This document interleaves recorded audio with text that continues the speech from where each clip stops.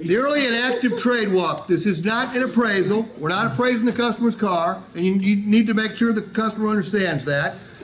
Nor is it the silent trade walk, which you've been taught, Alex. Objective, have the salesperson and customer visit the customer's vehicle as soon as possible for the following reasons. Number one, the early trade walk is the best time to create value in your F&I benefits.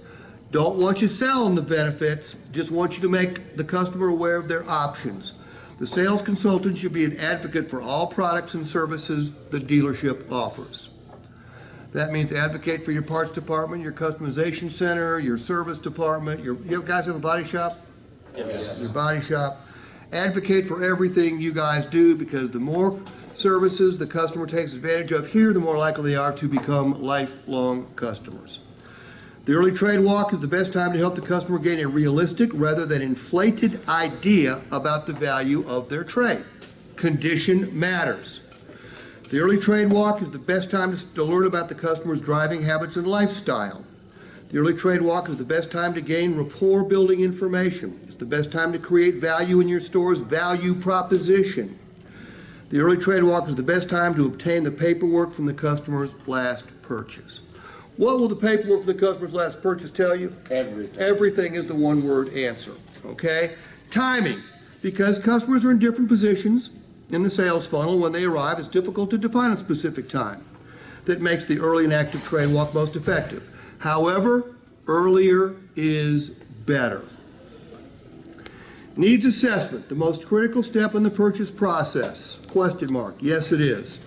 The purpose of the needs assessment session is to discover the customer's wants, needs, and buying motivations and financial wherewithal to help them buy the right vehicle. It's not just to discover how much they owe on their existing vehicle. A customer has more access to information on vehicle models, trim levels, and equipment than ever, but their perception of the vehicle is informational only. They may be seeing the actual vehicle in person for the first time. Once the customer's motivation has been established and the key factors driving their decision discovered, it is more likely the customer will land on a vehicle that matches their buying criteria. Many successful management teams provide the sales team a path to run on by providing a set of questions. That would be this sheet right here, okay? Fact-finding, just how and where does it take place? If they've got a trade-in, the best place it can take place is at the customer's vehicle. All right, go down, skip down to the early active trade walk how-to. Involve the customer in the trade walk as opposed to the old-fashioned silent trade walk. It is their property. If you do not, the mystery of where the trade number comes from deepens and the customer's resistance increases. Sales tactics in the 1920s and 30s, that's 100 years ago, suggested an early and customer-involved evaluation of the trade. So this is not revolutionary. However, we do offer some revolutionary ideas that make the early trade walk more profitable for the store and helpful for the customer. This is not a trade appraisal. Again, we don't want the customer to think we're appraising the car while you're out there. Okay, that could throw a monkey wrench into the system.